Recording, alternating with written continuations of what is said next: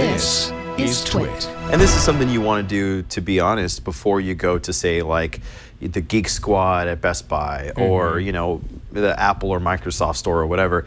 And in fact, usually if you're taking your device to an Apple or a Microsoft store or to wherever you might buy it from, they often will say, hey, listen, before we do some repairs on this, you got to know, stuff might not come back the way it is. Right. You're taking a risk here, and if anything gets damaged, it's not on us. So these are good tips to have in general. I mean, cloning your drive before you take something in for a repair is still a good way to make sure that if something does go wrong, if you do lose any data, that you can pick up where you left off. That's smart. Have you ever had a drive fail on you, or have you lost any data that way? I've had portable drives fail on me, but I haven't had, thankfully, fingers crossed, I hope I'm not jinxing myself. Thanks for asking me, Ryan.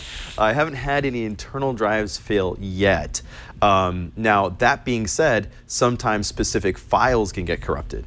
So I haven't had an entire drive fail on me outside of portable stuff, you know, like, and how that happened, I don't know, maybe it was my backpack and it hit the couch too hard that day, who knows what it was. Yeah. But I've had specific files be corrupted, and that can be a real bummer. Actually, a couple episodes ago, we talked about cloud storage and the fact that you need backups for your backups, and it might sound ridiculous, but you know, having your stuff in multiple locations is a good way to keep yourself safe if ever that does happen, so that you have some sort of redundancy and you can access you know, what you need to when you do. But I have taken, you know, laptops in, there's a dead pixel or whatever, taken laptops in, taken tablets in for being fixed. And in those situations, I always clone my drive before I send it over. And of course, get rid of anything that I might not want other people to see or have access to. You do kind of think, okay, I should be able to trust the Apple Store. I should be able to trust the Microsoft Store. I should be able to trust the Geek Squad.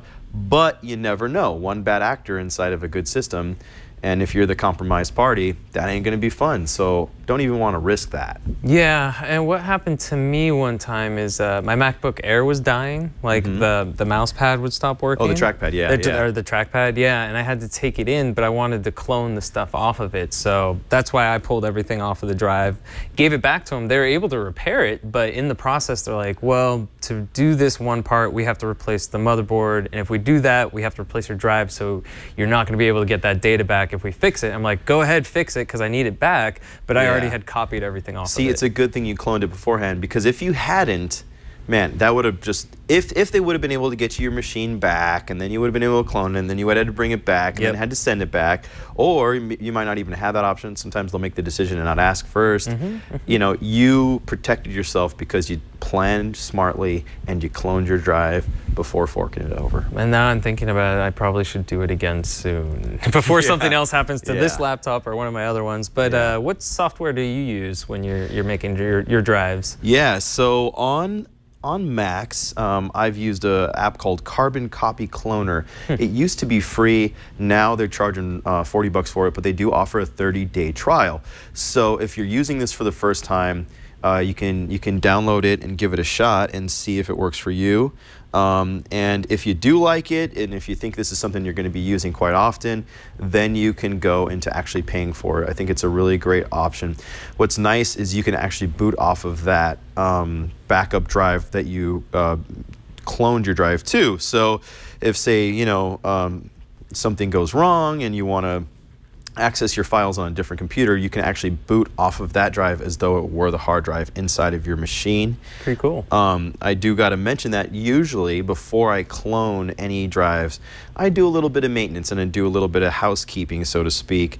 And there are a few different apps that I've used over the years on both Windows PCs and Macs. The one that I like for Macs these days, the one that I'm using the most, is called Dr. Cleaner. And this is something you can actually get in the Mac App Store. And basically it'll just run a scan of your drive and it'll say, okay, this is what I think is a junk file. Here's what I think is, you know, an oversized file that you might not necessarily need. You know, here are some duplicate files that you might need, you know, be willing to get rid of. That's a picture of my dad and stepmom's dog. Oh, looks like a little Fozzie Bear. Yeah, it's pretty cute. So it's kind of a nice way just to make sense of what you got, so that you're saying, okay, I have this photo stored in 3 places, plus I got it in a couple of cloud, you know, whatever. I don't need to copy that over to an external hard drive because it's an important file, or I don't need to add that on my clone drive. If you want to keep it, you can. You can go through your stuff, kind of make sense of what you got. It's a really nice way to be able to understand what's on your drive before you clone it over, because this process takes time. It's going to take time to create an actual bootable copy of your entire hard drive on your computer, which was built for over however long you've had that computer. You've been adding files, you've been removing stuff, you've been doing all these different things on that machine, and this kind of gives you a chance to say, okay, what do I really, really need? What do I want? What's important to me? And you might find that you don't necessarily need to take every episode of Breaking Bad that you downloaded onto your laptop in, a couple years ago when you went on a binge or whatever. Especially if you have it backed up somewhere else and you're like, well, it's just going to make it take longer to clone, so I'll delete it. Exactly. Yeah, so going through and like deleting my local, photo cache or whatever for whatever Photos app I'm using, I'll get rid of that because I know all my photos are in the cloud. I'm not necessarily going to need that. So basically the process that I take is I figure out what files I want or don't want, and then just leave myself with the stuff that I absolutely need that I'm going to clone. I'll clone my drive, then I'll sign out of all of my cloud services. So I'll sign out of my iCloud account, I'll sign out of my Adobe account, I'll sign out of my Google accounts, all of these things. And then I completely wipe the system and then reinstall the OS. No, that's smart. If you're a Windows user, I think a program that I've used in the past to figure out what files I have, or it's just a good tool for even figuring out like what files are taking up a lot of space on your drive. Yeah, which can slow things down. Which can slow things down. Is called Windurstat. Nice. And it's got this kind of funky display when it goes through and searches all your files and stuff. But I love that. It reminds me of like the old Winamp MP3 skins that I used to have in college. Yeah, it's basic, but it shows you pretty well what files are taking up a lot of space. So majority of the time for me, it's game files.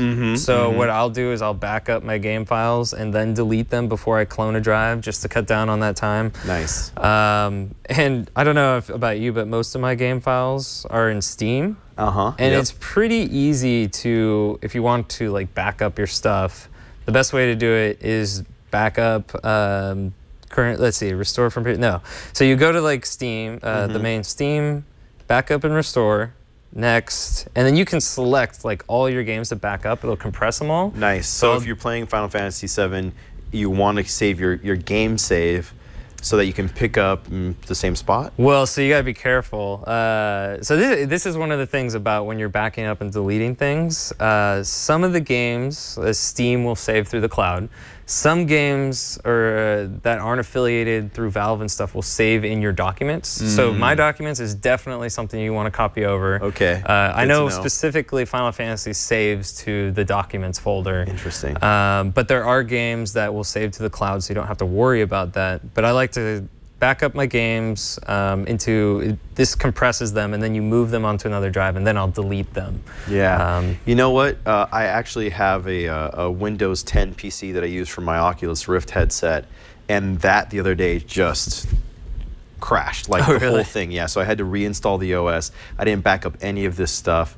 Now I'm starting over with all of my games. I don't have any of the game saves or anything. Thankfully, because my purchases are synced across, I can download those games again. But I didn't do that, and I burned myself the other day, so I wish I would have done exactly what you're talking about right now. Well, some of these games are like 60 gigs. Yeah. And I didn't realize this until I got a message from Comcast. I have a data cap, apparently, and I got close to it one time because I formatted my Xbox and my PC around the same time. I was cleaning house. And so I was like, all right, whatever, I'll just download all those games again. 50 gigs here, 50 gigs there. I got to about 800 gigabytes of download in about a 2-week span. Oof. That's half your month's allotment. Yeah. I mean, that's probably your entire month's allotment in half the time. In half the time, yeah. Ooh, wow. And so, yeah, like Battlefield or Doom on the PC, those are both like 60 gig games. Yeah.